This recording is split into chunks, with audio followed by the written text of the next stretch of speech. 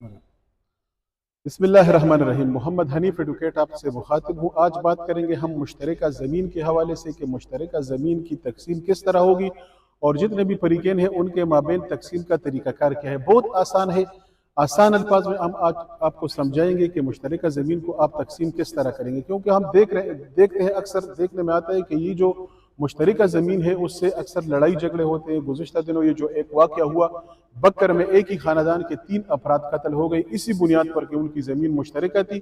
ایک فریق جو ہے نا ایک جگہ پر قابض تھا اور دوسرا فریق دوسری جگہ پر قابض تھا۔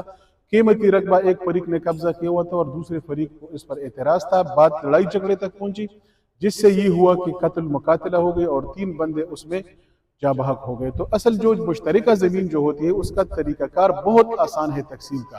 ہم لوگ اپنی تقسیم کو توجہ ہی نہیں دیتے، تقسیم کرتے ہی نہیں اپنی اراضیات کا، اور جب اراضیات کی تقسیم ہم نہیں کرتے تو اس سے لڑائی جھگڑے جنم لیتے ہیں۔ تو مشترکہ زمین کیسے تقسیم ہوگی، کس طرح تقسیم ہوگی؟ تو بات بہت آسان ہے۔ سب سے پہلے آپ اپنی پراپرٹی کا فرد لیں گے، کمپیوٹرائز فرد۔ اگر آپ کا ریکارڈ ریونیو کمپیوٹرائز ہو گیا ہے تو سب سے پہلے آپ اپنا کمپیوٹر فرد لے لیں۔ دوسرے نمبر پہ آپ اس کا عکس لے لیں، اس کا فیلڈ بک لے لیں، اور ساتھ ہی ایک سادہ درخواست اپنے اسسٹنٹ کلیکٹر، اسسٹنٹ کمشنر اس کو تقسیم کے لیے لکھ دیں، اور وہ جو تمام فریقین جتنے اس زمین میں مالکان ہیں ان کے نام آپ تحریر کر دیں کہ یہ پراپرٹی ہے ہمارے درمیان مشترکہ ہے۔ فوراً دوسرے فریق کو وہ اسسٹنٹ کمشنر یا اسسٹنٹ کلیکٹر جو بھی آپ کے علاقے کا ہے وہ اس کو سمن کریں گے، اس کو نوٹس دیں گے، اور جب وہ عدالت میں آئیں گے تو اپنا جواب دیں گے، اور اسی پر مشترکہ زمین پر آپ کی تقسیم کا آرڈر ہوگا اور آپ کی پراپرٹی وہ آسانی سے تقسیم کر لیں گے۔ دوسری بات، اکثر ہم دیکھتے ہیں کہ خان کی تقسیم جو فریقین کے مابین پہلے سے ہوئی ہوتی ہے، پہلے سے یہ طے کیا ہوتا ہے کہ یہ جو پراپرٹی ہے ایک فریق کی ہے اور یہ دوسری پراپرٹی دوسری فریق کی ہے۔